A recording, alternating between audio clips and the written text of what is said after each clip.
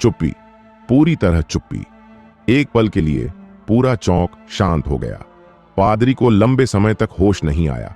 प्रकाश की किरण गाढ़ी थी और बिखरी नहीं। भले ही सुमन ने अपना हाथ हटा लिया था, प्रकाश की किरण फिर भी वहां थी, इतनी चमकदार और इतनी आकर्षक। पता नहीं कितना समय बीता, तब जाकर प्रकाश की किरण धीरे धीरे गायब हुई। फिर पूरा चौक ऐसा था जैसे एक विशाल पहाड़ शांत झील में गिर गया हो, जिससे तुरंत बड़ी बड़ी लहरें उठीं। मैं गलत तो नहीं देख रहा? हरी रोशनी एक खंभे की तरह थी, गाढ़ी और बिखरती नहीं। यह पवित्र आत्मिक जड़ की लय है। हाय भगवान!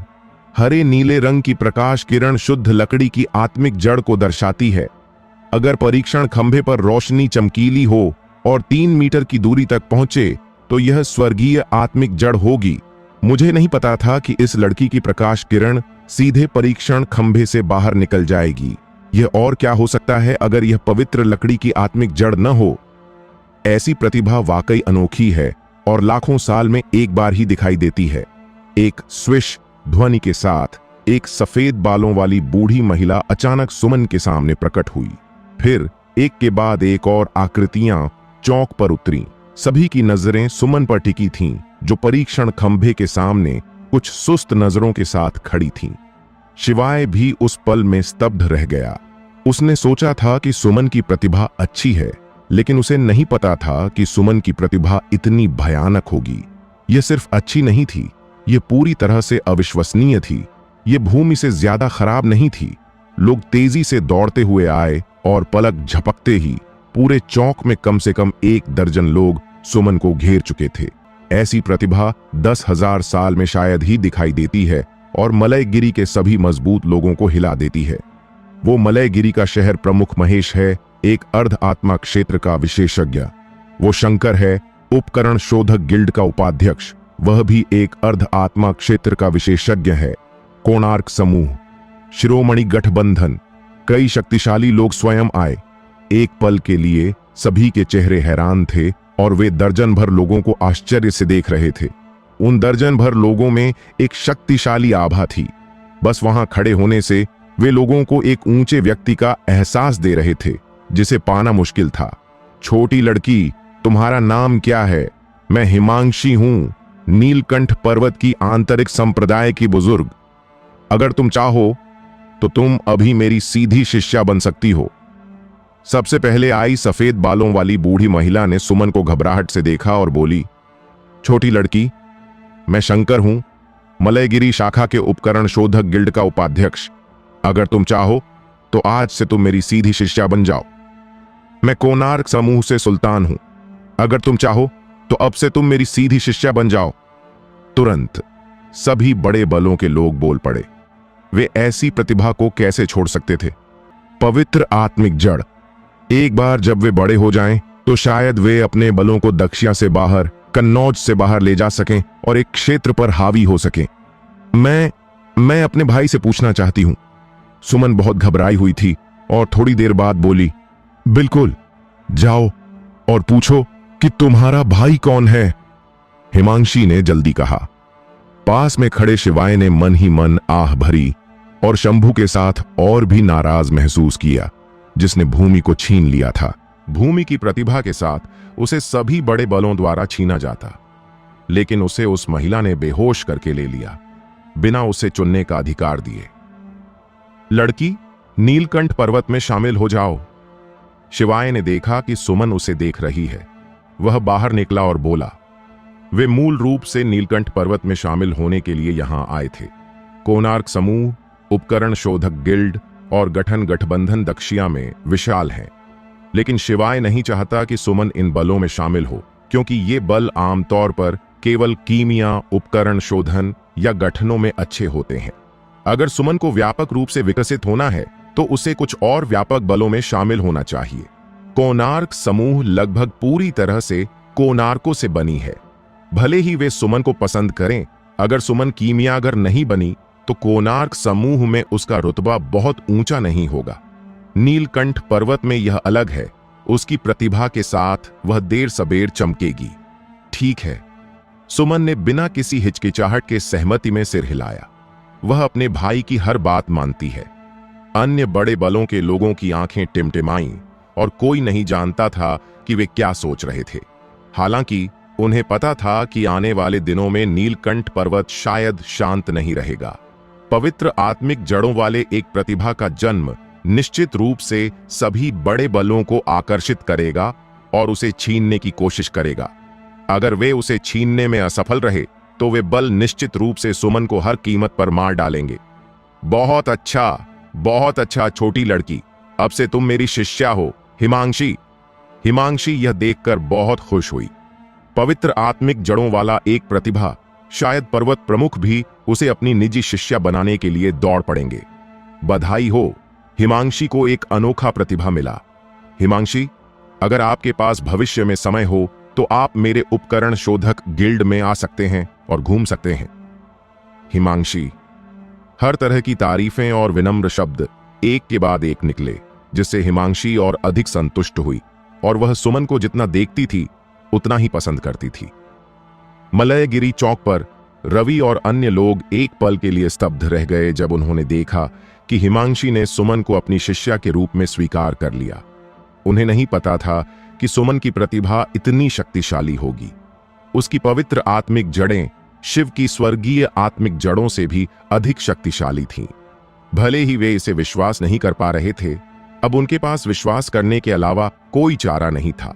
उन्हें पता था कि जल्द ही सुमन का नाम पूरे दक्षिणा साम्राज्य में और यहां तक कि कन्नौज के 7 साम्राज्यों में गूंजेगा और वह वास्तव में विश्व प्रसिद्ध हो जाएगी।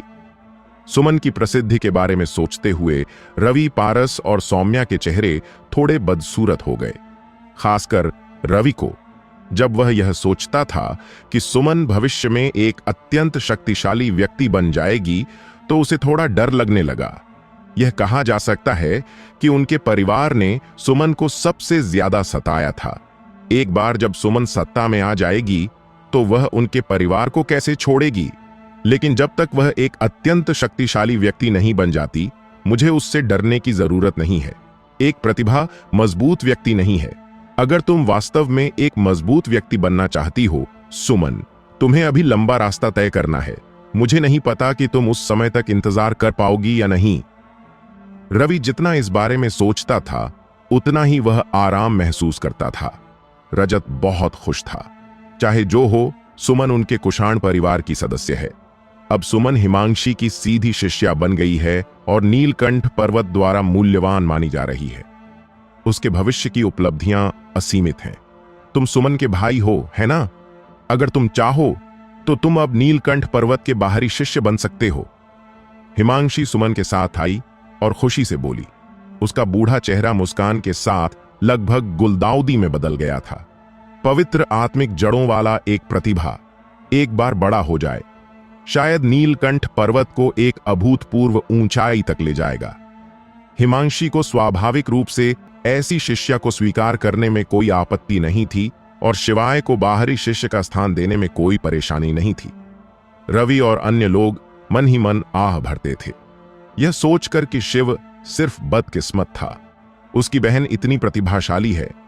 जब सभी को लगा कि शिवाय सहमत हो जाएगा, उसने हल्के से सिर हिलाया और कहा, आपका बहुत बहुत धन्यवाद वरिष्ठ, लेकिन मुझे लगता है कि मैं अपनी ताकत के आधार पर नीलकंठ पर्वत में शामिल होना चाहूंगा।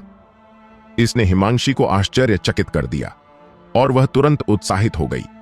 उसने कहा, ठीक है, अच्छा, तुम में महत्वाकांक्षा है, ऐसे में जाओ और परीक्षण करो। मुझे वास्तव में जानना है कि तुम्हारी प्रतिभा क्या है। रवि और अन्य लोग शिवाय की प्रतिभा को जानते थे, जो दुनिया में एक दुर्लभ आत्मिक जड़ थी। हालांकि शिवाय एक बार अपंग हो चुका था, उसका ऊर्जा केंद्र टूट गया था।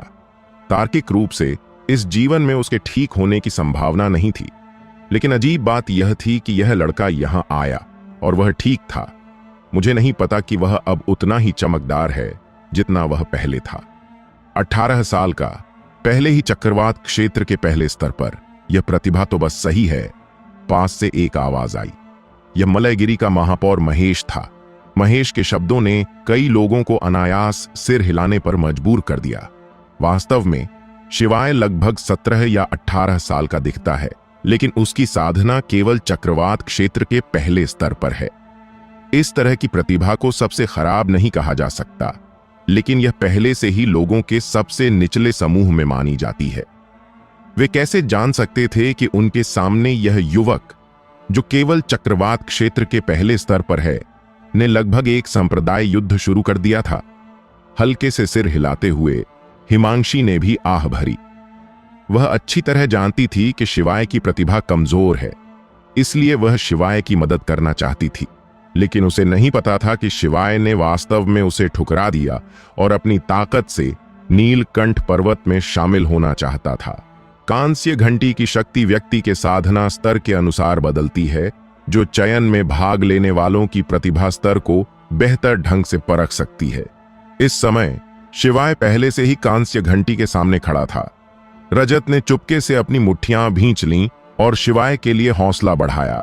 सुमन ने अपने भाई को स्थिर नजरों से देखा। उसे विश्वास था कि उसका भाई सफल होगा। मेरे लिए उठो। शिवाय ने कोई कार्रवाई नहीं की, लेकिन जमीन पर पैर रखा और तुरंत पृथ्वी हिलाने वाली, आकाश तोड़ने वाली तकनीक का उपयोग किया, जो एक निम्न श्रेणी की पृथ्वी स्तर की जादुई कला थी।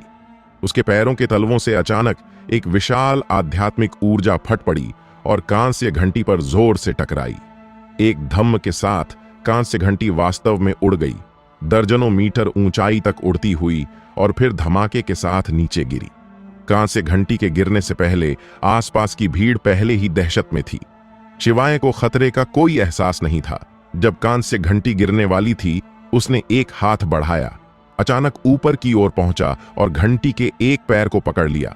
एक धम्म के साथ उसके पैरों के नीचे की जमीन टूट गई और धंस गई। इसके बावजूद शिवाय की आकृति अडिग रही, जैसे 1000 साल पुराना पाइन का पेड़ जो हवा और बारिश में नहीं झुकता। मलयगिरी चौक पर सभी इस दृश्य को आश्चर्य से देख रहे थे। हिमांशी और महेश के मुंह अनायास खुल गए और लंबे समय तक बंद नहीं हो सके। कांस्य घंटी को उड़ा देना और फिर उसे एक हाथ से पकड़ लेना। आपको पता है, कांस्य घंटी के उड़ने और फिर गिरने की शक्ति कांस्य घंटी की अपनी शक्ति से कई गुना ज्यादा होती है, लेकिन फिर भी यह घमंडी दिखने वाला युवक इसे एक हाथ से पकड़ लेता है। यह दृश्य इतना चौंकाने वाला है। हल्की हवा के झोंके चल रहे हैं और आकाश साफ है। आकाश के नीचे युवक ने एक हाथ उठाया और अपने से दोगुने से ज्यादा बड़े कांस्य घंटी को पकड़ रखा था। गर्व से खड़ा था। उसके पैरों के नीचे की अत्यंत सख्त जमीन पर 2 छोटे गड्ढे बन गए थे और गड्ढों के आसपास घनी दरारें थीं। अच्छा लड़का, ऐसा लगता है कि महेश ने गलती कर दी। महेश की आंखें चमक उठीं और वह प्रशंसा करने से खुद को रोक नहीं सका। बुरा नहीं, हिमांशी ने भी कहा। रवि का चेहरा सिर्फ बदसूरत ही नहीं था, क्योंकि शिवाय की ताकत उसकी अपेक्षाओं से परे थी। यहां तक कि अगर वह स्वयं होता तो वह इसे आसानी से हासिल नहीं कर पाता। नहीं, यह आसान नहीं है, यह तो बिल्कुल असंभव है। इसे हासिल करने के लिए शायद कम से कम खुला आरंभ क्षेत्र की साधना स्तर की आवश्यकता होगी, है ना? यह देखकर सुमन के चेहरे पर एक शानदार मुस्कान खिल उठी। यह उसका भाई था, वह भाई जिस पर उसे गर्व था। वह एक बार इतना चमकदार था और उसका नाम पूरे दक्षिण देश में प्रसिद्ध था। एक धम के साथ शिवाय ने कांस्य घंटी को नीचे रखा और दूसरी कांस्य घंटी के पास आया। वह कितनी बार कांस्य घंटी को बजा सकता है? किसी ने पूछा। उसकी ताकत के साथ वह शायद कांस्य घंटी को लगातार 5 बार बजा सकता है। हां, 5 होना चाहिए। अगर यह 5 है, भले ही उसकी आत्मिक जड़ें खराब हों, वह नीलकंठ पर्वत के बाहरी संप्रदाय में शामिल हो सकता है। सभी इस बारे में बात कर रहे थे, यह सोचकर कि शिवाय कितनी बार कांस्य घंटी को बजा सकता है। शिवाय को पता था कि अगर वह नीलकंठ पर्वत द्वारा मूल्यवान होना चाहता है तो उसे अपना पूरा जोर लगाना होगा। इसलिए उसका कम प्रोफाइल रखने का कोई इरादा नहीं था। अगर आप ज्यादा संसाधन चाहते हैं तो आपको ज्यादा कौशल का उपयोग करके उन्हें प्राप्त करना होगा। इस दुनिया में मजबूत का सम्मान होता है, बिना ताकत के कुछ भी नहीं है। शिवाय ने अपनी स्थिति को समायोजित किया और उसके शरीर में युद्ध की भावना आकाश में उड़ने लगी। जब यह युद्ध की भावना आकाश में उठी तो सभी लोग कांपने से खुद को रोक नहीं सके। यह कैसी युद्ध की भावना है? ऐसा है जैसे कि आकाश का सामना करने पर भी मैं कभी सिर नहीं झुकाऊंगा। इस जीवन में किसी को ऊंची महत्वाकांक्षाएं रखनी चाहिए, सूरज, चंद्रमा और तारों को निहारना चाहिए। शिवाय ने एक कदम आगे बढ़ाया और तुरंत एक मुक्का मारा। उसने कोई जादुई कला का उपयोग नहीं किया, बल्कि केवल अपने शरीर की ऊर्जा को जुटाया, इसे एक मुक्के में बदला और मुक्का मारा, जैसे कि वह अपने शरीर की सारी दबी हुई ऊर्जा और पुनर्जनन के बाद की निराशा को इस एक मुक्के में निकाल देना चाहता था। उसे वल्लभ संप्रदाय से निकाल दिया गया था और वह संप्रदाय का परित्यक्त शिष्य बन गया था। जिस महिला से वह कभी इतना प्यार करता था, वह अब उसे तुच्छ समझती थी। भूमि को भी अगवा कर लिया गया था। उसकी छोटी बहन को भी तस्करी कर लिया गया था। बैलगाड़ी पर पादरी वैभव ने उसे धमकी दी थी और उसने कई दिन भय में बिताए थे। शिवाय ने बहुत कुछ सोचा। उसके शरीर के अंदर प्राचीन दैवीय बिजली की मणि अचानक हल्के से कांपने लगी। इस पल में एक ऐसी लहर जो नग्न आंखों से दिखाई नहीं देती थी, वास्तव में शिवाय के शरीर पर इकट्ठा होने लगी। गति। इस दृश्य को महसूस करते हुए हिमांशी ने एक शब्द कहा। उसके पास महेश भी कांप उठा। शिवाय ने वास्तव में गति को समझ लिया। यह कितना उच्च स्तर का बोध है। गति हर जगह है, फिर भी वह भ्रामक है। जो कोई भी गति को समझ सकता है, वह एक अनोखा प्रतिभा है। जहां तक महेश को पता है, पूरे नीलकंठ पर्वत में केवल कुछ ही शिष्य हैं जिन्होंने गति को समझा है। लेकिन अब एक युवक ने उसके सामने गति को समझ लिया। अंततः शिवाय का मुक्का पूरी तरह से पहुंच गया। इस पल में उसे एक भ्रम हुआ कि अगर वह मुक्का मारता है तो पूरी दुनिया भी इस मुक्के से टूट जाएगी। मेरे पास एक मुक्का है जो आकाश को हिला सकता है। क्रैक बैंग बूम, 3 आवाजें लगातार गूंजी। शिवाय के मुक्के के तहत विशाल कांस्य घंटी पर पहले दरारें दिखाई दी और फिर वह फट गई, अनगिनत टुकड़ों में बिखर गई जो चारों ओर बिखर गए। विशाल गर्जना बिजली की तरह थी जिसने अनगिनत लोगों के कानों को चोट पहुंचाई। अन्य लोग कांस्य घंटी को बजाने पर गर्व करते थे, लेकिन उनके सामने यह युवक एक मुक्के से कांस्य घंटी को तोड़ देता है। अन्य लोग नहीं जानते थे कि कांस्य घंटी कितनी सख्त थी, लेकिन नीलकंठ पर्वत की एक बुजुर्ग के रूप में हिमांशी इसे अच्छी तरह जानती थी। यहां तक कि कुछ आंतरिक शिष्य या यहां तक कि मुख्य शिष्य भी आए, वे इतनी आसानी से कांस्य घंटी को तोड़ने की सोच भी नहीं सकते थे। इस लड़के की ताकत अत्यंत भयानक है, कम से कम 1 लाख पाउंड से ज्यादा। अच्छा लड़का। हालांकि कांस्य घंटी टूट गई थी, पादरी ने उसे दोष नहीं दिया। इसके बजाय वह बहुत खुश लग रहा था। लड़के, मुझे तुमसे बहुत उम्मीदें हैं। अब जाओ और अपनी आत्मिक जड़ों का परीक्षण करो। शिवाय ने हल्के से सिर हिलाया और आत्मिक जड़ परीक्षण खंभे की ओर चला गया। सभी लोग शिवाय को बहुत उत्सुकता से देख रहे थे। शिवाय का पिछले 2 दौरों में प्रदर्शन इतना अविश्वसनीय था कि वे वास्तव में जानना चाहते थे कि क्या उसकी आत्मिक जड़ें पृथ्वी आत्मिक जड़ों को पार कर गई थीं और स्वर्गीय आत्मिक जड़ों के स्तर तक पहुंच गई थीं, या यहां तक कि पवित्र आत्मिक जड़ों तक। शिवाय भी थोड़ा उत्साहित था। वह परीक्षण खंभे तक गया और सीधे अपनी आध्यात्मिक ऊर्जा को उसमें स्थानांतरित कर दिया। उसकी आध्यात्मिक ऊर्जा इतनी शुद्ध थी कि उसे खुद पर विश्वास नहीं होता था कि उसके शरीर में कोई आत्मिक जड़ें नहीं हैं। इसके अलावा उसने आत्मा प्रेरण क्षेत्र को सीधे 18वें स्तर तक साधना की थी, जो आत्मा प्रेरण की पौराणिक अंतिम अवस्था तक पहुंच गई थी। जैसे ही आध्यात्मिक ऊर्जा परीक्षण खंभे में प्रवेश की, कुछ अजीब हुआ। एक क्रैकलिंग ध्वनि हुई और परीक्षण खंभे पर दरारें दिखाई दी। फिर सभी की भूतियां नजरों के सामने यह फट गया और चूर्ण में बदल गया।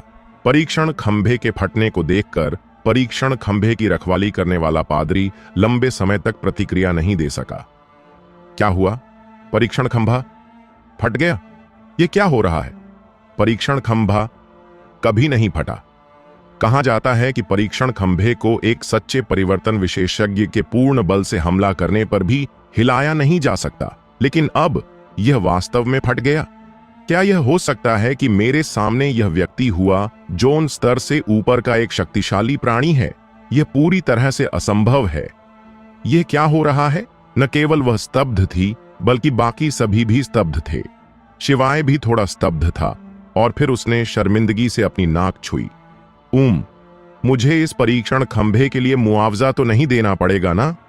परीक्षण खंभा एक अनमोल खजाना है। अब जब यह उसके द्वारा नष्ट हो गया है, उसे वास्तव में चिंता है कि नीलकंठ पर्वत को उसे मुआवजा देने की आवश्यकता होगी। हिमांशी, सफेद वस्त्र में पादरी ने हिमांशी की ओर देखा। परीक्षण खंभे का फटना कोई छोटी बात नहीं है। ठीक है, यह भर्ती सभा यहीं समाप्त होती है। शिवाय, अब से तुम नीलकंठ पर्वत के बाहरी शिष्य हो, हिमांशी ने हल्के से कहा। हां, शिवाय ने कड़वी मुस्कान दी। वह मूल रूप से आंतरिक संप्रदाय में शामिल होना चाहता था, लेकिन ऐसा लगता है कि यह अभी के लिए संभव नहीं है।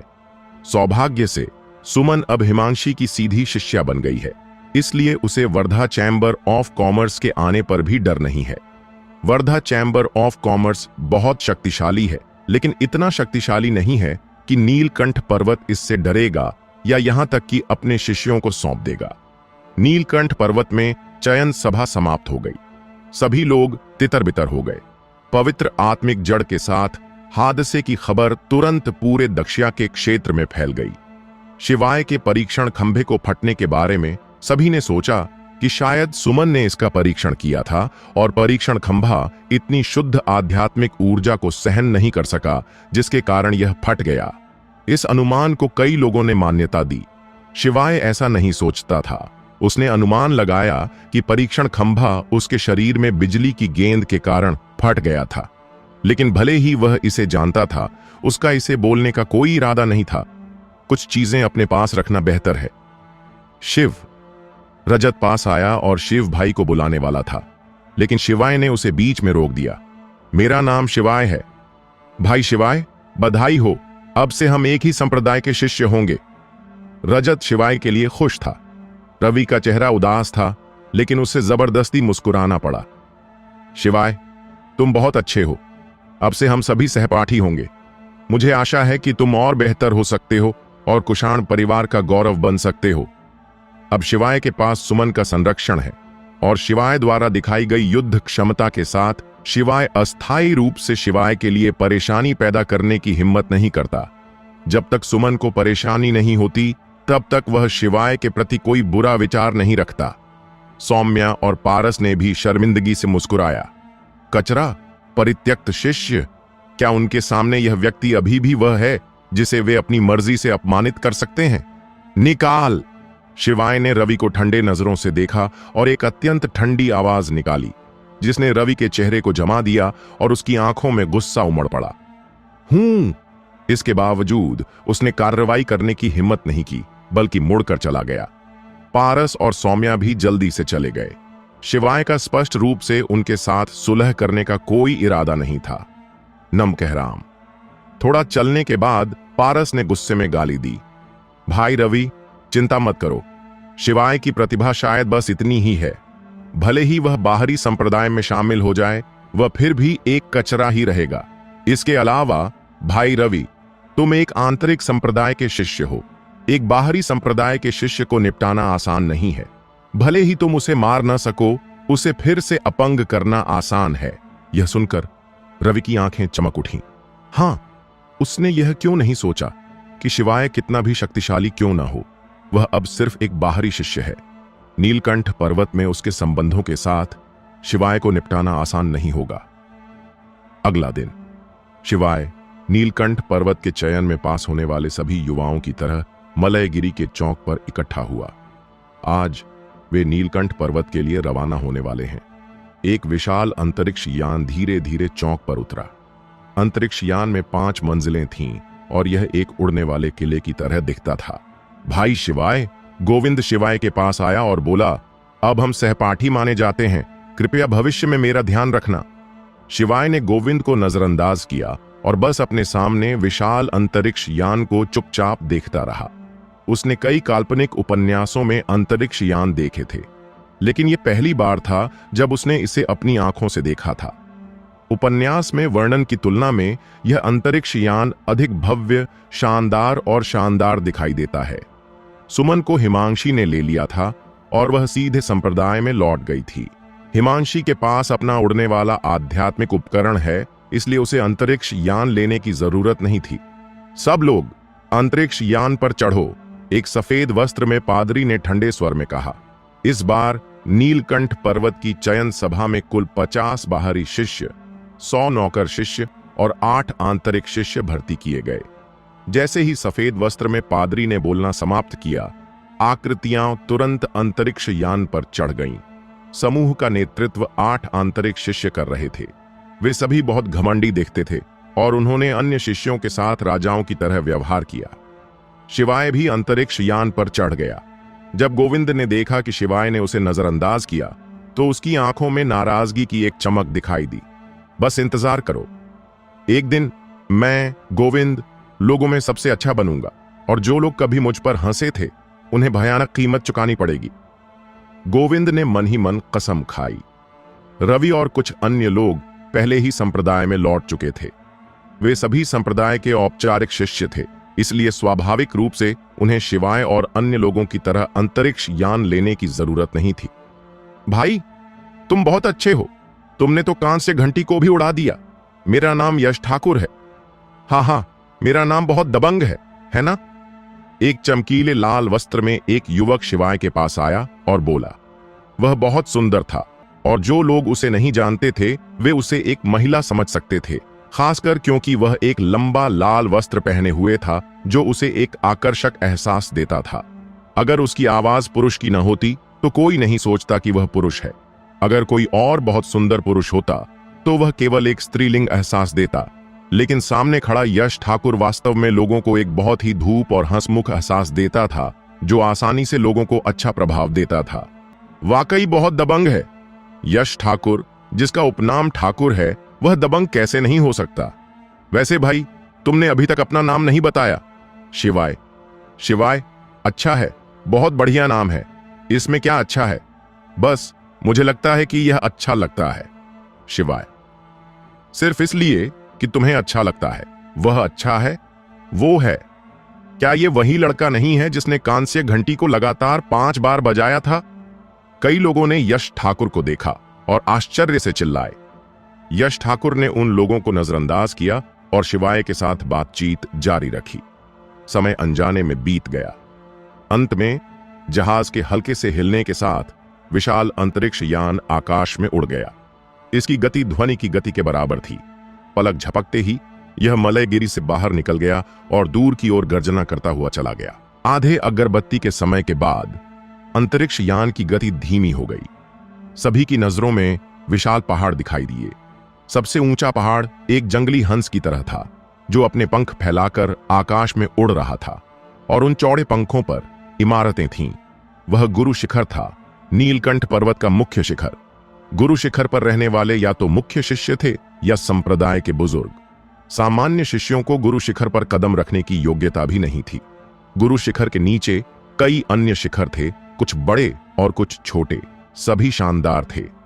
नीलकंठ पर्वत सामने है।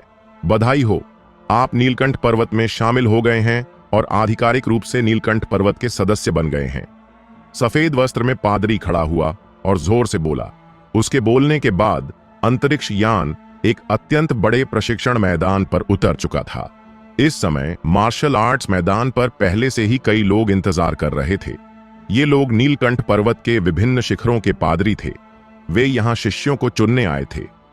तुम 8 लोग मेरे साथ आओ, बाकी लोग यहीं रुको और चुने जाने का इंतजार करो। सफेद वस्त्र में पादरी ने यह कहा और 8 आंतरिक शिष्यों को लेकर चला गया। वे 8 लोग सभी अत्यंत प्रतिभाशाली थे, वरना वे बाहरी संप्रदाय को छोड़कर सीधे आंतरिक संप्रदाय के शिष्य नहीं बनते।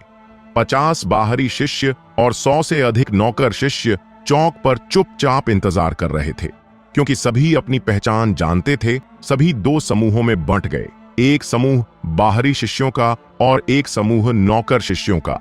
क्या तुम में से कोई निचला ऊर्जा क्षेत्र का साधना करने वाला है?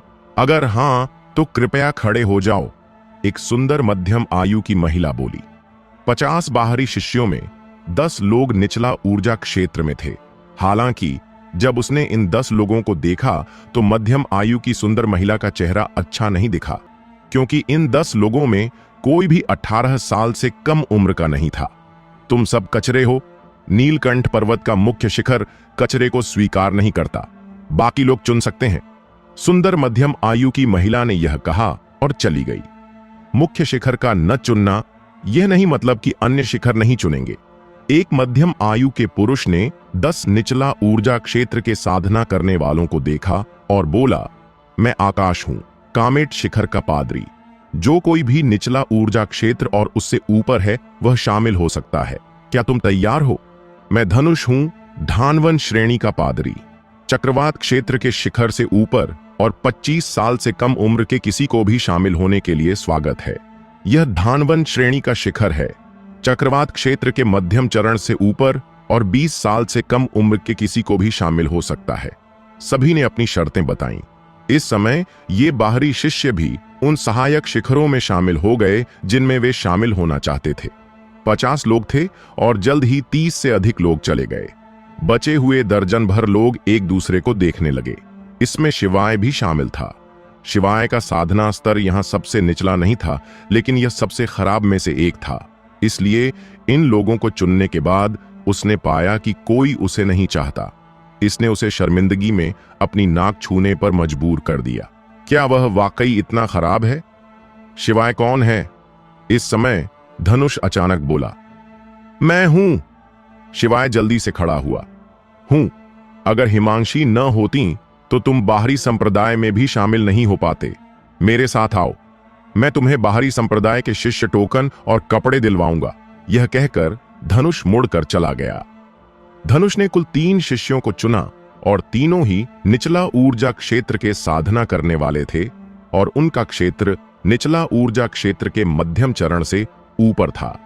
शिवाय को उनके पीछे चलते देख तीनों के चेहरों पर तिरस्कार दिखाई दिया।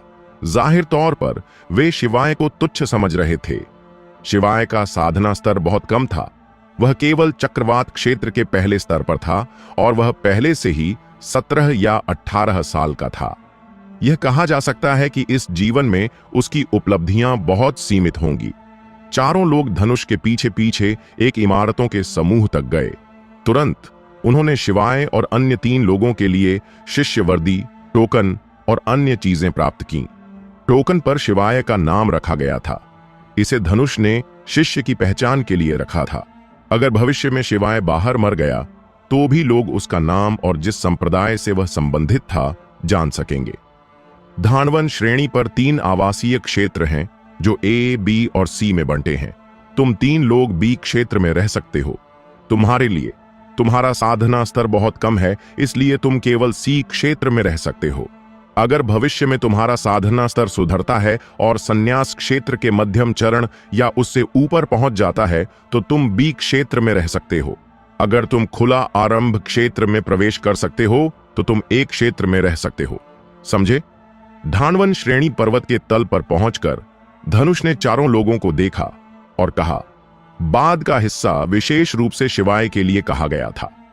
यह सुनकर शिवाय अवाक रह गया। जब वह वल्लभ संप्रदाय में था तो वह जहां रहता था वह वल्लभ संप्रदाय में बुजुर्गों और संप्रदाय प्रमुख के बाद दूसरा सबसे अच्छा स्थान था। लेकिन नीलकंठ पर्वत में आने पर उसका व्यवहार तेजी से गिर गया और वह सबसे खराब क्षेत्र सी आकार के कमरे में रहने लगा। बेशक शिवाय को इसकी ज्यादा परवाह नहीं थी। उसके लिए जब तक उसके पास अभ्यास करने की जगह हो वह काफी थी। धनुष के शब्द सुनकर बाकी 3 लोगों ने जल्दी से जोर से जवाब दिया और फिर शिवाय को तिरस्कार भरी नजरों से देखा। धनुष के चले जाने के बाद एक युवक जिसका चेहरा थोड़ा पीला था ने ठंडे स्वर में कहा, ऐसे व्यक्ति के साथ एक ही पर्वत पर रहना शर्मनाक है। लड़के, अब से जब तुम बाहर हो तो किसी को यह मत बताना कि तुम हमारे सहपाठी हो और यह भी मत कहना कि तुम हमारे साथ धानवन श्रेणी में शामिल हुए। हम यह अपमान सहन नहीं कर सकते। हाँ, यह लड़का शायद 18 साल से ज्यादा का है ना? 18 साल की उम्र में केवल चक्रवात क्षेत्र के पहले स्तर पर। इस तरह की प्रतिभा पूरी तरह से कचरा है। उसे नीलकंठ पर्वत में आने की हिम्मत कैसे हुई? कितना बेशर्म है। ठीक है, क्या तुमने बुजुर्ग धनुष को नहीं सुना? ये हिमांशी थीं जिन्होंने उसे इस लड़के का ध्यान रखने के लिए कहा था, वरना वह धानवन श्रेणी में शामिल होने की योग्यता कैसे रखता? खैर, हम केवल यह कह सकते हैं कि उसकी एक अच्छी बहन है। तीनों बोलते हुए बड़े कदमों के साथ ऊपर की ओर चले गए। शिवाय ने तीनों को नजरअंदाज किया और सीधे पर्वत के शिखर की ओर चला गया।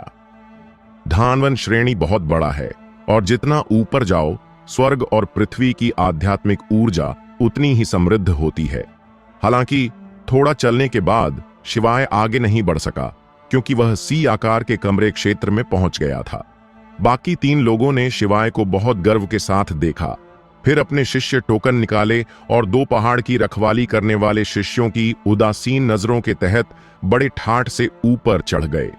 शिवाय सी आकार के कमरे क्षेत्र में चला गया और पाया कि यहाँ कई इमारतें थीं, लेकिन उसने केवल एक सुंदर आकृति को थोड़ी दूरी पर आलस से खींचते हुए देखा। वह आकृति बाहरी शिष्यों के विशिष्ट कपड़े नहीं पहने थी।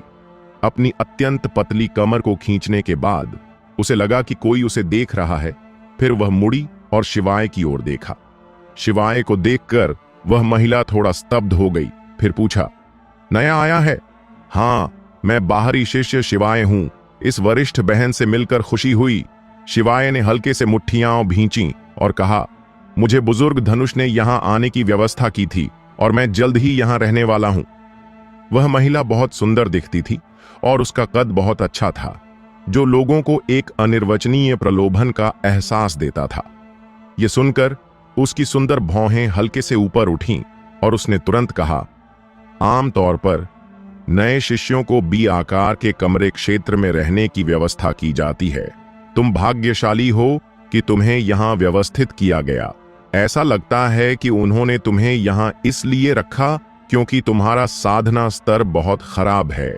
अब जब तुम यहां हो तो तुम कोई भी घर चुन सकते हो, सिवाय मुख्य शिखर के सबसे नजदीक वाले 3 घरों के। यहां आमतौर पर कोई बाहरी लोग नहीं आते। सी आकार के कमरे क्षेत्र में 2 लोग रहते हैं। वे दोनों तुम्हारी वरिष्ठ बहनें हैं। छोटे जूनियर भाई, तुम बहुत भाग्यशाली हो। महिला ने बात का हिस्सा कहा और अचानक हंस पड़ी। वे दोनों अनोखी सुंदरियां हैं। शिवाय के दिमाग में काली रेखाएं थीं। वह यहां सुंदरियों को देखने नहीं आया था, बल्कि अपनी ताकत बढ़ाने के लिए आया था। मैंने अभी तक आपका नाम नहीं पूछा, वरिष्ठ बहन। शिवाय ने हल्के से मुट्ठियां भींची और थोड़ा हैरान हुआ। सी आकार के कमरे क्षेत्र में केवल 3 महिला शिष्य क्यों थीं? मेरा नाम रतिका है और मेरी 2 वरिष्ठ बहनें हैं। एक राधिका है और दूसरी ईशानी है।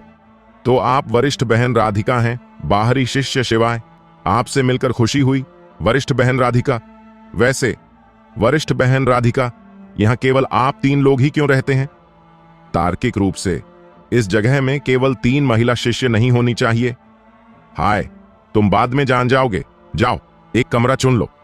रतिका ने मुस्कुराया लेकिन शिवाय को जवाब नहीं दिया। बोलते हुए वह पास के एक घर की ओर चल पड़ी। तुमने क्या कहा? हमारे रहने वाले इलाके में एक आदमी आया। इस समय सी आवासीय इलाके में एक कमरे में हरे रंग की गाउन पहने एक लड़की, जो इतनी सुंदर थी मानो किसी चित्र से निकलकर आई हो, आश्चर्य से चिल्लाई।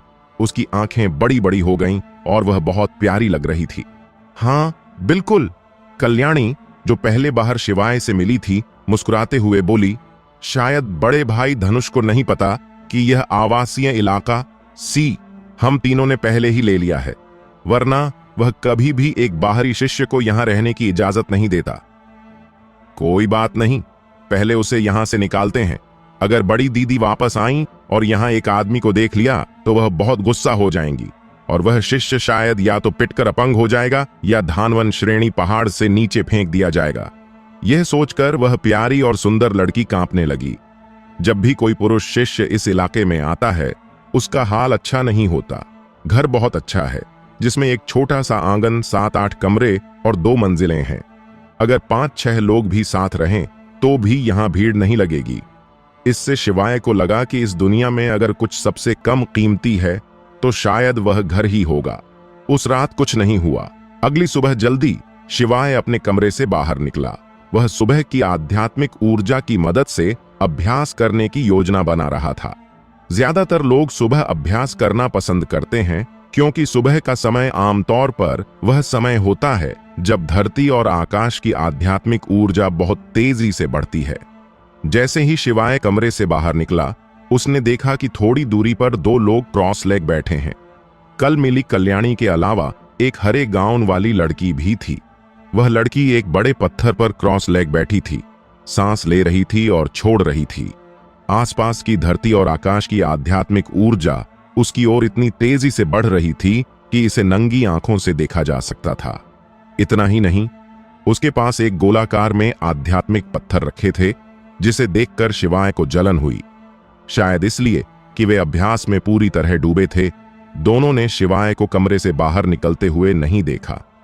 शिवाय ने सोचा, थोड़ा उनके पास गया, फिर क्रॉस लेग बैठ गया और प्राचीन दैवीय वज्र अध्याय का अभ्यास शुरू कर दिया। जैसे ही वह तकनीक का अभ्यास कर रहा था, अचानक एक बहुत बड़ी चूषण शक्ति पैदा हुई, जो आसपास की धरती और आकाश की आध्यात्मिक ऊर्जा को खींच रही थी। यहां तक कि कल्याणी और हरे गाउन वाली लड़की के पास के आध्यात्मिक पत्थरों की ऊर्जा भी खींच ली गई और वह शिवाय के शरीर में कोहरे की तरह समा गई। कल्याणी और हरे गाउन वाली लड़की को कुछ अजीब लगा और उन्होंने जल्दी से अपनी आंखें खोली। उन्होंने तुरंत देखा कि उनके आसपास के आध्यात्मिक पत्थर नंगी आंखों से सिकुड़ रहे थे। बहुत सारी आध्यात्मिक ऊर्जा उस लड़के की ओर बढ़ रही थी जो थोड़ी दूरी पर था। एक पल के लिए दोनों हैरान रह गईं।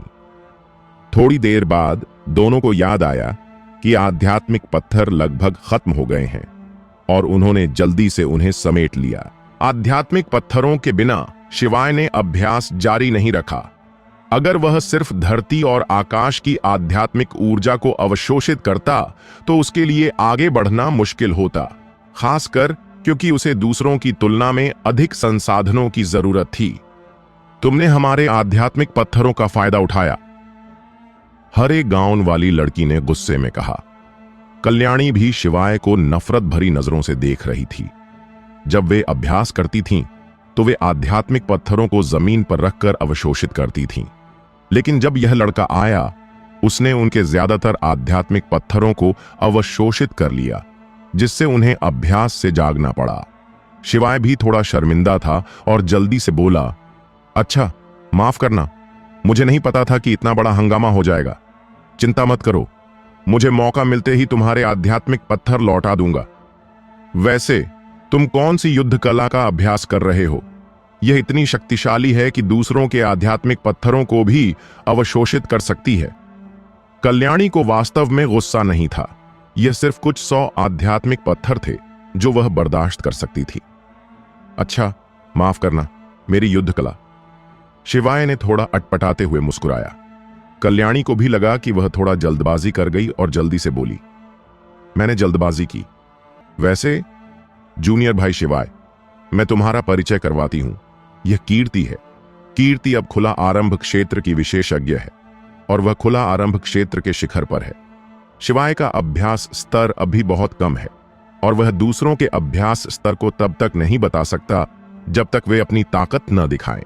कल्याणी की बात सुनकर शिवाय हैरान हो गया और कीर्ति को आश्चर्य से देखने लगा। सामने वाली लड़की वास्तव में खुला आरंभ क्षेत्र की विशेषज्ञ है। यह लड़की शायद ज्याओया जैसी ही दिखती होगी, है ना? तो दीदी, आप, कीर्ति इतनी शक्तिशाली है तो कीर्ति के साथ रहने वाली कल्याणी साधारण कैसे हो सकती है? मैं भी खुला आरंभ क्षेत्र में हूं, कल्याणी ने मुस्कुराते हुए कहा। इस बार शिवाय को वास्तव में बड़ा झटका लगा। ये दोनों लोग निश्चित रूप से 18 साल से कम उम्र की दिखती हैं। वे पहले से ही खुला आरंभ क्षेत्र के शिखर पर हैं और आधे कदम आकाशीय प्रतिमा के स्तर पर डरावनी है। लेकिन शिवाय अभी भी चक्रवात रियल्म के पहले स्तर पर अटका हुआ है। खुद की तुलना दूसरों से करना वाकई निराशाजनक है। शिवाय, कीर्ति कुछ कहना चाहती थी, लेकिन अचानक उसका चेहरा पूरी तरह बदल गया और उसने शिवाय के पीछे देखा। उसी समय कल्याणी ने भी पीछे देखा और जल्दी से खड़ी हो गई। इस पल में एक सुंदर चेहरा जो पूरी तरह से हत्या की भावना से भरा था, शिवाय की पीठ को ठंडी नजरों से घूर रहा था। शिवाय को लगा कि उसकी पीठ पर ठंडक छा रही है। उसने मुड़कर उस व्यक्ति को देखा। यह एक अविश्वसनीय रूप से सुंदर चेहरा था और सफेद लंबी पोशाक उसे किसी चित्र की परी जैसी बना रही थी। लेकिन इस समय यह व्यक्ति बहुत ठंडी ऊर्जा बिखेर रहा था। आदमी, मर! वह आकृति अचानक हिली और उसके हाथ में एक लंबी तलवार दिखाई दी। तलवार के साथ बिजली की एक श्रृंखला थी और उसने अचानक शिवाय की ओर वार किया। तलवार की रोशनी में वास्तव में बिजली थी, जिससे चटकने की आवाज आ रही थी। शिवाय ने अपने पूरे शरीर को तनाव में ला दिया, अपने पैरों से जमीन पर धक्का दिया और अपनी शारीरिक गति की कला का उपयोग करके एक भूतिया क्लोन बनाया, जो एक भूत की तरह थोड़ी दूरी पर प्रकट हुआ। जैसे ही वह वहां से हटा, एक रोशनी की किरण उस जगह पर टकराई जहां वह पहले खड़ा था। जमीन पर एक दरार दिखाई दी, जिसमें छोटी छोटी बिजलियां थीं। 9 गुना वज्र ब्लेड, दूसरा स्तर, बिजली विनाश। वह महिला जो अभी अभी आई थी के चेहरे पर कोई भाव नहीं था और उसने फिर से तलवार चलाई।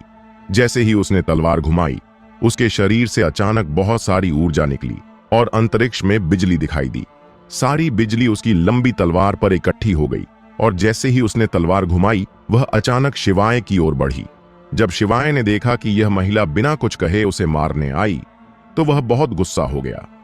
वह पीछे हटने के बजाय एक कदम आगे बढ़ा और फिर एक मुक्का मारा। धरती और आकाश की एक अकथनीय शक्ति उस पर इकट्ठी हुई, आसपास की आध्यात्मिक ऊर्जा को बहाकर ले गई। जैसे ही उसका मुक्का बाहर निकला, एक पारदर्शी मुक्के की छाया तेजी से निकली और उस तलवार की रोशनी से टकराई जो गुस्से में नीचे आ रही थी। एक स्विश के साथ उसकी मुक्के की छाया सीधे कट गई। शिवाय का चेहरा बदल गया और उसका शरीर थोड़ा झुका। तलवार की रोशनी उसके गाल के पास से गुजरी, उसके कुछ बाल काट दिए और उससे ठंडा पसीना छुड़ा दिया। मास्टर दीदी, मत करो। बड़ी दीदी, जूनियर भाई शिवाय अभी अभी आए हैं। उन्हें भी नहीं पता कि यहां हम 3 लोग रहते हैं। ये देखकर कि बड़ी दीदी हमला जारी रखने वाली थी, कल्याणी जल्दी से आगे बढ़ी और बड़ी दीदी को गले लगा लिया। कीर्ति ने भी जल्दी से बोलकर शिवाय के सामने खड़े हो गई। वे पहले शिवाय को जाने के लिए कहना चाहती थीं, लेकिन उन्हें नहीं लगा था कि बड़ी दीदी इतनी जल्दी वापस आ जाएंगी।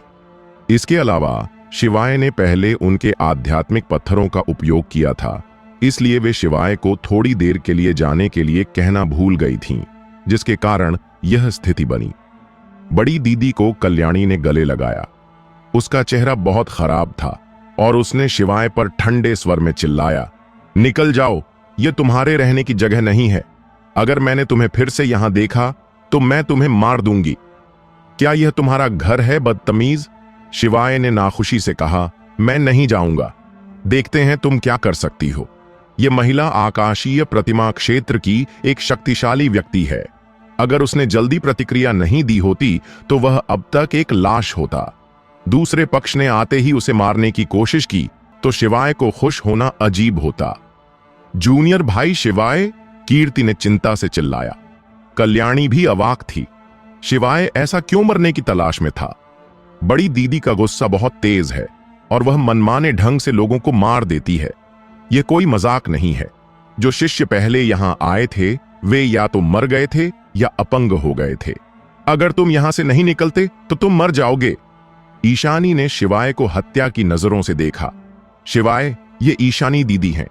ईशानी दीदी हमारी धानवन श्रेणी की नंबर 1 प्रतिभा है और मध्य स्तर की आकाशीय प्रतिमा क्षेत्र विशेषज्ञ हैं। तुम्हें तुरंत ईशानी दीदी से माफी मांगनी चाहिए।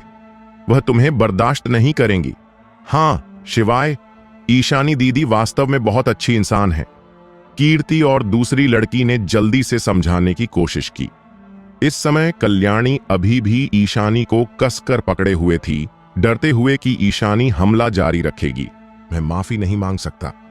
अगर किसी को माफी मांगनी चाहिए तो वह यह बदतमीज महिला होनी चाहिए।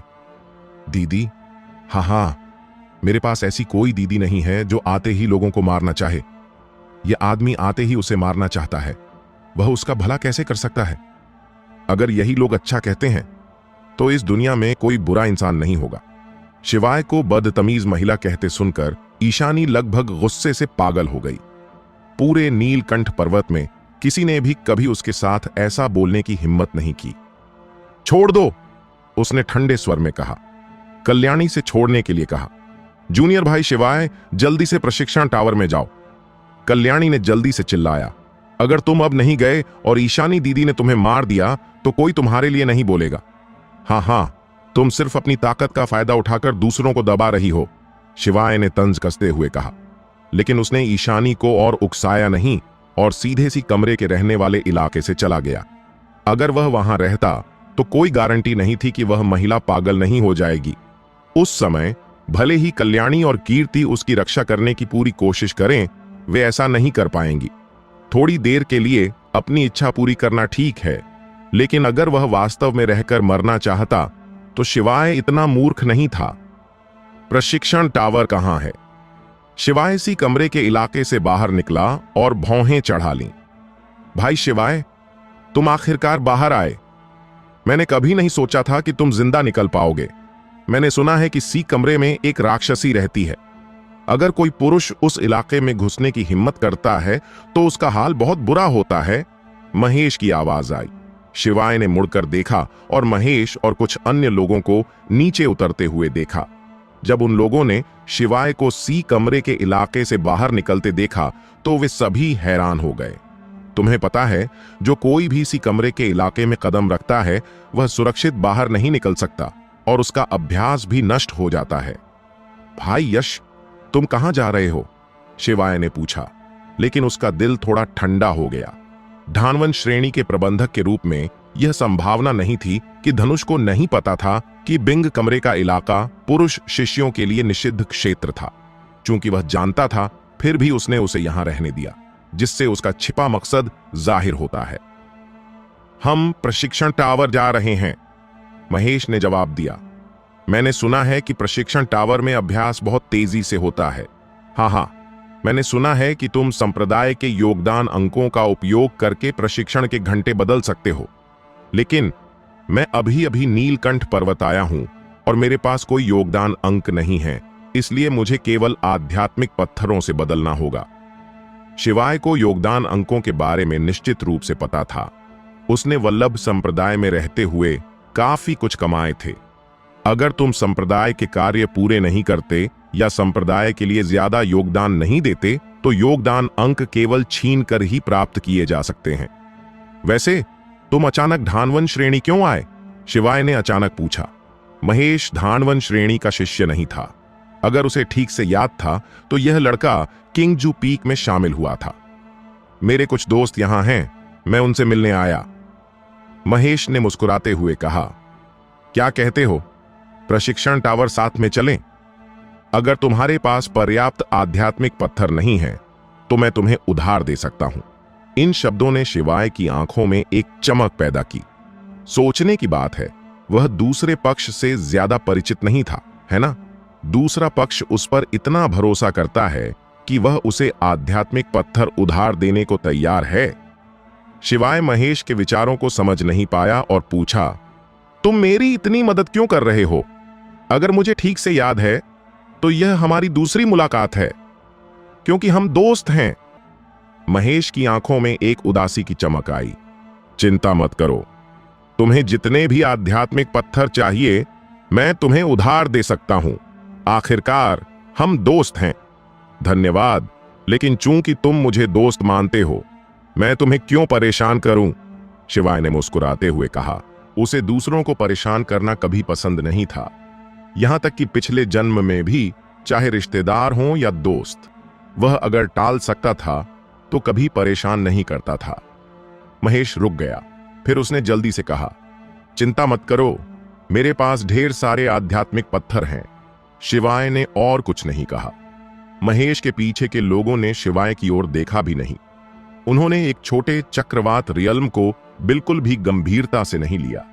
समूह ने ढानवन श्रेणी छोड़ा और एक विशाल टावर पर आया। यह नीलकंठ पर्वत का प्रशिक्षण टावर था। वल्लभ संप्रदाय में वल्लभ जंगल है। अगर तुम वहां अभ्यास करते हो तो आधे प्रयास से 2 गुना परिणाम मिलता है। हर बड़ी शक्ति का अपना विशेष गुप्त क्षेत्र होता है। यह प्रशिक्षण टावर है, लेकिन हम पहली मंजिल पर नहीं बल्कि 10वीं मंजिल पर हैं। 10वीं मंजिल से ऊपर प्रशिक्षण टावर का प्रभाव जितना ऊपर जाता है उतना खराब होता है, और जितना नीचे जाता है उतना बेहतर होता है, खासकर पहली मंजिल पर। कहा जाता है कि अगर तुम पहली मंजिल पर अभ्यास करते हो तो एक दिन बाहर के 1 साल के बराबर होता है। प्रभाव भयानक है। महेश जाहिर तौर पर प्रशिक्षण टावर से बहुत परिचित था और उसने समझाया, हालांकि पहली मंजिल पर अभ्यास करने के लिए तुम्हें कोर शिष्य, प्रत्यक्ष शिष्य या संप्रदाय के 10 महान शिष्यों में से एक होना चाहिए। हम जैसे लोग केवल 15वीं मंजिल और उससे ऊपर अभ्यास कर सकते हैं। 10 महान शिष्य। शिवाय की आंखें थोड़ा चमकी। हां, 10 महान शिष्यों में से एक। मैं अभी भी एक बाहरी शिष्य हूं। मेरा लक्ष्य पहले बाहरी शिष्यों में शीर्ष 10 में शामिल होना है, फिर आंतरिक शिष्यों में शीर्ष 10 की ओर बढ़ना और फिर संप्रदाय के 10 महान शिष्यों में से एक बनना, महेश ने मुस्कुराते हुए कहा। यह सुनकर शिवाय ने दूसरों को आश्चर्य से देखा। उसे नहीं लगा था कि दूसरे पक्ष की इतनी बड़ी महत्वाकांक्षाएं हैं। ज्यादातर लोग शायद संप्रदाय के शीर्ष 10 शिष्यों को लक्ष्य बनाने की हिम्मत भी नहीं करेंगे। तुम्हें पता है, केवल नीलकंठ पर्वत में ही शिष्यों की कुल संख्या शायद 30,000 से कम नहीं होगी। संप्रदाय के शीर्ष 10 शिष्यों में से एक बनना, यह वास्तव में 10,000 में से एक होने जैसा है। महेश की बात सुनकर महेश के पीछे के लोग सभी हंसे। यह लड़का वाकई घमंडी है। उसने वास्तव में शीर्ष 10 शिष्यों को अपना लक्ष्य बनाया। वैसे भाई शिवाय, मैंने सुना है कि तुम जिस कमरे में रहते हो वहां की राक्षसी संप्रदाय के शीर्ष 10 शिष्यों में से एक है और वह शीर्ष पर है। महेश को कुछ याद आया और उसने एक और बात कही। शिवाय को इस पर कोई आश्चर्य नहीं हुआ। महान जिया साम्राज्य में आकाशीय प्रतिमा क्षेत्र में एक व्यक्ति को पहले से ही एक शक्तिशाली व्यक्ति माना जाता है जो एक संप्रदाय स्थापित करने में सक्षम है। अगर ऐसा व्यक्ति शीर्ष 10 शिष्यों में से एक नहीं है तो नीलकंठ पर्वत के शीर्ष 10 शिष्य बहुत डरावने होंगे। चलो पहले अंदर चलते हैं, महेश ने कहा और सबसे पहले प्रशिक्षण टावर में चला गया। शिवाय उसके पीछे गया। कई लोग प्रशिक्षण टावर में घुसे और कई लोगों को सीढ़ियों से ऊपर नीचे जाते देखा। जाहिर है ये लोग प्रशिक्षण टावर में अभ्यास करने आए थे। शिवाय, तुम किस स्तर पर अभ्यास करने जा रहे हो? महेश खिड़की पर गया और पूछा। प्रशिक्षण टावर में कई पत्थर के कक्ष हैं। पत्थर का कक्ष किराए पर लेने के लिए तुम्हें आध्यात्मिक पत्थर देने पड़ते हैं या योगदान अंकों से बदलना पड़ता है। जितना नीचे जाओ कीमत उतनी ही ज्यादा होती है, जितना ऊपर जाओ कीमत उतनी ही कम होती है। भाई यश, तुम मेरी चिंता मत करो, मैं बाद में खुद संभाल लूंगा, शिवाय ने कहा। उसके पास अभी भी कुछ आध्यात्मिक पत्थर थे, इसलिए उसे दूसरे से उधार लेने की जरूरत नहीं थी। ठीक है, महेश ने और जोर नहीं दिया और जल्दी से जेड टोकन किराए पर लेने की प्रक्रिया पूरी कर ली। शिवाय भी आगे बढ़ा और सीधे पूछा, माफ करना, अगर मैं 9वीं मंजिल पर अभ्यास करूं तो एक पत्थर का कक्ष किराए पर लेने के लिए 1 घंटे में कितने आध्यात्मिक पत्थर लगेंगे? 1 घंटा 50 निम्न स्तरीय आध्यात्मिक पत्थर, जेड टोकन संभालने वाली महिला शिष्य ने बिना भाव के कहा। वैसे चूंकि तुम यहां नए हो, मैं तुम्हें याद दिला दूंगी कि प्रशिक्षण टावर में हत्या की अनुमति नहीं है। हत्या की अनुमति नहीं है, इसका मतलब है कि लड़ाई की अनुमति है। शिवाय को अब समझ आया कि कीर्ति और अन्य लोगों ने उसे प्रशिक्षण टावर में आने के लिए क्यों कहा था। पता चला कि प्रशिक्षण टावर में हत्या की अनुमति नहीं थी। यहां तक कि ईशानी भी शायद इसका उल्लंघन करने की हिम्मत नहीं करेगी। क्या हम दूसरे के अभ्यास को नष्ट कर सकते हैं? शिवाय ने पूछा। हां, लेकिन दूसरे को पहले तुम्हें उकसाना होगा। अगर तुम बिना कारण किसी और के अभ्यास को नष्ट करते हो तो संप्रदाय के कानून प्रवर्तन हॉल के शिष्य तुम्हें पकड़ लेंगे और यहां तक कि तुम्हें मौके पर मार भी सकते हैं, महिला ने ठंडे स्वर में कहा। शिवाय ने हल्के से सिर हिलाया। एक नए व्यक्ति के रूप में वह दूसरों को उकसाने की पहल कैसे कर सकता था? बेशक अगर कुछ लोग विशेष रूप से उसे निशाना बनाते हैं तो उसे दोष न दें कि वह बदतमीजी करेगा। अगर कोई मुझे उकसाता है और मैं उसे मार देता हूं तो क्या मैं दोषी होऊंगा? शिवाय ने फिर से पूछा। यह सुनकर शिवाय के पीछे के लोग हंसने लगे। हा, इस लड़के ने क्या कहा? उसने कहा कि जो कोई उसे उकसाएगा उसे वह मार देगा। क्या यह अपराध है? यह सोचता है कि यह कौन है? क्या यह 10 महान शिष्यों के स्तर का व्यक्ति है? टस्क, बाहरी संप्रदाय का एक नया चींटी इतना घमंडी है। ये सभी लोग महेश के तथाकथित दोस्त थे। उन्होंने पहले शिवाय को कभी गंभीरता से नहीं लिया था और जब उन्होंने शिवाय के शब्द सुने तो उन्होंने उसका बेरहमी से मजाक उड़ाया। नहीं, महिला ने हल्के से कहा। ठीक है, मैं इसे याद रखूंगा। मैं 9वीं मंजिल का पत्थर कक्ष 2 घंटे के अभ्यास के लिए किराए पर लेना चाहता हूं। यह 100 निम्न स्तरीय आध्यात्मिक पत्थर हैं। यह कहकर शिवाय ने आध्यात्मिक पत्थर सौंप दिया। महिला ने सिर हिलाया और शिवाय को एक जेड टोकन दिया, उसे याद दिलाते हुए, तुम्हें 500 आध्यात्मिक पत्थर जमा के रूप में देने होंगे। अगर तुम प्रशिक्षण समय से अधिक रहते हो तो यह अपने आप कट जाएगा। जब तुम बाहर आओगे तो जमा राशि तुम्हें वापस कर दी जाएगी। शिवाय के पास 500 और आध्यात्मिक पत्थर देने के अलावा कोई चारा नहीं था, लेकिन उसका दिल खून के आंसू रो रहा था। यह आध्यात्मिक पत्थर अब उसकी सारी संपत्ति है। कहा जाता है कि गरीब लोग साहित्य में अच्छे होते हैं और अमीर लोग युद्ध कला में। अगर कोई युद्ध कला का अभ्यास करना चाहता है तो एक औसत परिवार इसे बर्दाश्त नहीं कर सकता। भाई, तुम बहुत जल्दबाजी कर रहे हो। जितना नीचे जाओ कीमत उतनी ही ज्यादा होती है। इसके अलावा जैसे ही तुम पत्थर का कक्ष खोलते हो, लोग तुम्हारा कक्ष छीनकर अभ्यास कर सकते हैं। महेश ने अवाक होकर कहा। शिवाय, यह स्पष्ट रूप से लोगों को आध्यात्मिक पत्थर दे रहा है। उसकी ताकत मध्यम स्तरीय क्षेत्र में थी और वह 9वीं मंजिल पर अभ्यास करने की हिम्मत नहीं करता था। उसने जो जानकारी सुनी थी उसके अनुसार जो लोग 9वीं मंजिल पर अभ्यास कर सकते थे, उनके पास या तो मजबूत पृष्ठभूमि थी या वे संप्रदाय में सर्वश्रेष्ठ थे। प्रतिभाओं में प्रतिभाएं, प्रत्येक का अपने समान रियल्म में कुछ ही प्रतिद्वंद्वी थे। अगर शिवाय सीधे 9वीं मंजिल पर जाता तो उसे अभ्यास करने का कोई मौका नहीं मिलता। कोई बात नहीं, मैं नीचे जाकर देखता हूं, शिवाय ने मुस्कुराते हुए कहा। यह देखकर महेश ने और कुछ नहीं कहा। महेश को अलविदा कहने के बाद शिवाय सीधे 9वीं मंजिल की ओर बढ़ा। प्रशिक्षण टावर 9वीं मंजिल से नीचे, सब कुछ जमीन के नीचे दबा हुआ है। जब वह 9वीं मंजिल पर पहुंचा तो शिवाय ने पाया कि यहां 8 पत्थर के कक्ष थे और इनके दरवाजों पर हवा, आग, वज्र, बर्फ, लकड़ी, मिट्टी, सोना और पानी जैसे तत्वों के नाम उकेरे हुए थे। तो इन पत्थर के कक्षों में धरती और आकाश की आध्यात्मिक ऊर्जा भी अलग अलग है। क्या यह प्रशिक्षण टावर में 8 तत्वों की आध्यात्मिक ऊर्जा शामिल है? शिवाय गुप्त रूप से हैरान था। 9वीं मंजिल पर कई लोग हैं, लेकिन वज्र कक्ष, हवा कक्ष और बर्फ कक्ष में कोई अभ्यास नहीं कर रहा है। जिस पत्थर के कक्ष में कोई अभ्यास कर रहा है उस पर एक जेड प्लेट लगी है, लेकिन अगर कोई नहीं है तो वह खाली है। ऐसा लगता है कि ज्यादातर लोग जो तकनीकें अभ्यास करते हैं उनका बर्फ, हवा और वज्र के 3 तत्वों से कोई लेना देना नहीं है।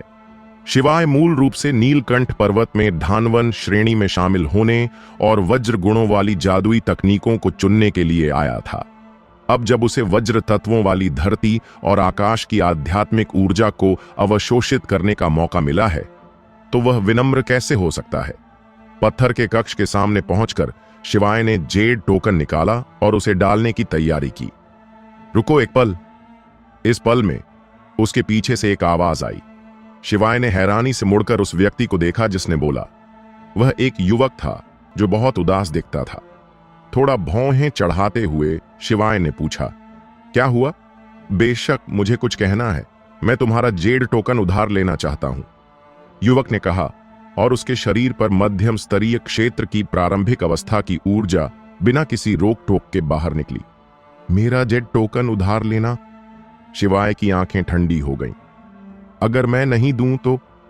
शिवाय के शब्द सुनकर वह व्यक्ति थोड़ा हैरान हुआ और फिर हंसा। चींटियों को चींटियों की तरह व्यवहार करना चाहिए। अगर तुम नहीं देते, हाँ, मैं गारंटी देता हूं कि अब से तुम कभी भी अभ्यास जारी नहीं रख पाओगे। क्या तुम मेरा अभ्यास नष्ट करना चाहते हो? शिवाय ने उदासीनता से पूछा। ऐसा लगता है कि तुम में थोड़ी समझ है। तुम सिर्फ एक बाहरी शिष्य हो।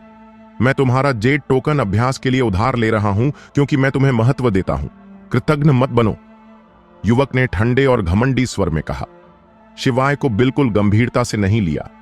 ऐसा लगता था कि उसकी नजरों में शिवाय जमीन पर एक चींटी था और वह उसे जैसा चाहे कुचल सकता था। यह लड़का इतना मूर्ख है। उसने वास्तव में 9वीं मंजिल पर आने की हिम्मत की। क्या उसे नहीं पता कि 9वीं मंजिल वह जगह है जहां कुछ शीर्ष शिष्य अभ्यास करते हैं? हाँ, 9वीं मंजिल पर आने वाले लोग बाहरी शिष्यों में शीर्ष रैंक वाले लोग ही होते हैं। हाँ, इस लड़के ने साहिल को नाराज कर दिया। अब हमें अच्छा तमाशा देखने को मिलेगा। हालांकि साहिल बाहरी शिष्यों में शीर्ष 10 में नहीं है, लेकिन वह बाहरी शिष्यों में एक प्रसिद्ध व्यक्ति है। यहां के संघर्ष के कारण कई लोग रुक गए और तमाशा देखने की तैयारी करने लगे।